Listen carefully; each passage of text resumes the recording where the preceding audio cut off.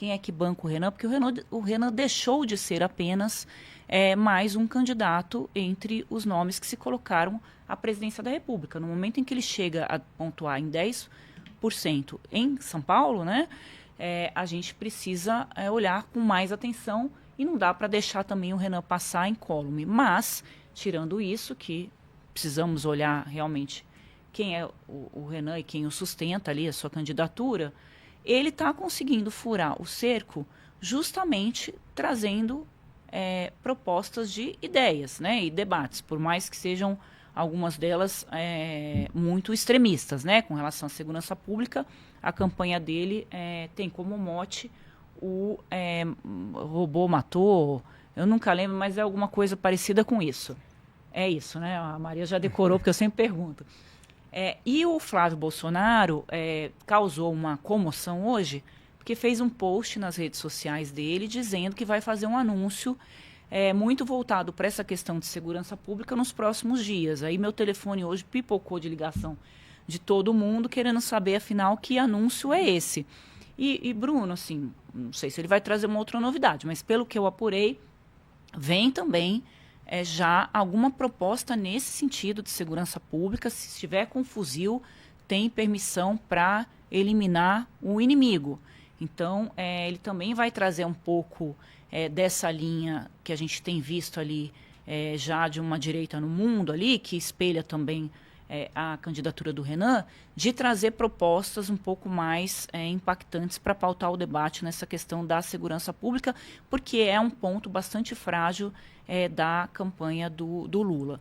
Aí pode parecer totalmente incoerente, mas agora vai vir o debate da segurança pública, a gente está até falando até agora que não tem debate de ideias, mas é que tem alguns pontos, né, que eles sabem que são pontos de dor, né, para o adversário, que eles não conseguem trazer ideias nesse sentido. Então, essas questões assim realmente vão ser debatidas. O problema que a gente vem falando do início do programa para cá é a questão da economia, porque o próximo presidente vai pegar um país bastante difícil de ser administrado. Eu já até ouvi, Bruno, que talvez para o Flávio seria melhor até perder a eleição, porque vai ser tão difícil governar o Brasil diante desses gastos populistas que o Lula tem feito, que talvez seja melhor perder e depois pegar o país mais à frente, porque vai ser difícil realmente conseguir. O Flávio diz o contrário. Ele fala, não, mas é que se eu vencer a eleição, o dólar vai cair, a bolsa vai subir e, naturalmente, o mercado não gosta, né, do Lula, teme um eventual quarto governo do Lula, achando que ele pode ainda ser mais gastador do que nunca. Então, há um olhar ali do mercado para outros candidatos que não tenham esse perfil que o Lula tem. Mas, enfim, tem um fator Renan que está furando uma bolha, ou isso é só uma impressão? Não, parece... Olha, ele ainda tem um nível de desconhecimento muito alto na sociedade brasileira como um todo, mas você percebe que nos grandes centros, onde começa a chegar mais informação sobre o Renan Santos, ele consegue entrar num eleitorado que está buscando alguma coisa disruptiva, alguma coisa que vá de encontro ao que é essa polarização Lula-Flávio Bolsonaro. As pessoas, o brasileiro gostaria de uma alternativa, né? Isso é perceptível nas pesquisas, você vê que as pessoas gostariam de uma alternativa, elas não conseguem enxergar essa alternativa. Mas o Renan, de todos os candidatos aí ditos de terceira via, né, que são os candidatos que estão fora desse eixo da polarização, é o que tem conseguido trazer alguma, por mais populista que sejam as propostas, mas pelo menos alguma ideia afirmativa. Ele tem se posicionado defendendo alguma coisa. O problema é que a gente não sabe o que o Caiado defende, o que o Zema defende, o que o Augusto Cury defende, o que o Joaquim Barbosa, que nem sabe se é candidato, ele só foi lançado, mas ele nunca apareceu, sumiu.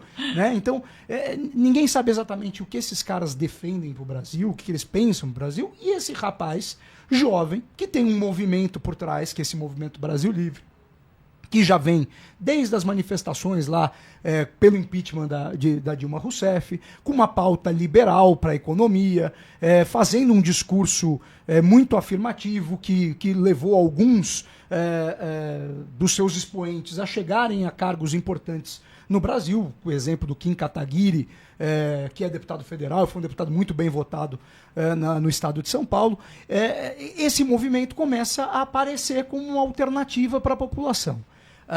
Se vai ter tamanho para chegar até lá, a gente não sabe. O fato é que este tipo de candidatura merece atenção especial. É só ver o que está acontecendo na Colômbia agora. A Colômbia vai para um segundo turno na próxima semana, em que o adversário que vai para o segundo turno é um sujeito que é um Renan Santos, que é o de la Espriella, que é um cara que era um advogado que ninguém conhecia muito bem, que parece, inclusive, que de lá atrás tinha sido um advogado do Maduro na Venezuela, que não tinha nada a ver com a direita, mas um cara que veio com um discurso de rompimento, um discurso liberal na economia, um discurso de muita dureza na segurança pública, reativando aquele sentimento uribista que tinha sido da Colômbia, e agora está no segundo turno e com grande chance de vencer as eleições agora nesse segundo turno contra o candidato governista, que é o candidato da esquerda, o Cepeda, né? Então a gente precisa olhar com atenção o Renan Santos. Ele está crescendo, ele tem uma postura afirmativa, o que é importante nesse debate, e no momento em que o Flávio Bolsonaro começa a cair num certo descrédito, não só com parte do eleitorado que se desprendeu dele, mas também e principalmente com o meio político. O que eu estou sentindo é que o meio político está se desgarrando do Flávio Bolsonaro. O meio político estava dando aquela sustentação que ele precisava, até para se mostrar mais amplo do que o pai, parece que está largando o Flávio Bolsonaro. E é isso que a gente tem que ver. Esses movimentos na política são muito interessantes. Há 2 meses atrás, o Flávio Bolsonaro era favorito, talvez, à eleição no Brasil. E já deixou de ser. Né? Houve uma certa melhora no governo Lula,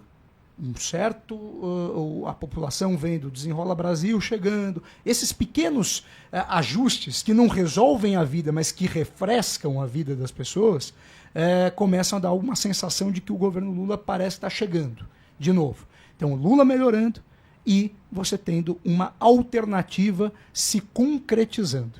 Se vai se concretizar, se vai chegar, a gente não sabe, e é cedo ainda para afirmar. Mas o fato tem que prestar atenção no Renan Santos. Porque tem muita gente importante prestando atenção, né? O economista aqui, ele inclusive praticamente declara voto, diz que faz, né, tá torcendo muito pela campanha do Renan, e isso eu ouvi em muitas conversas ali em São Paulo, que é onde está ali o pessoal que é dono do dinheiro, né, Bruno? Então não é algo de bolhas de redes sociais, o Renan realmente está chamando a atenção de muita gente.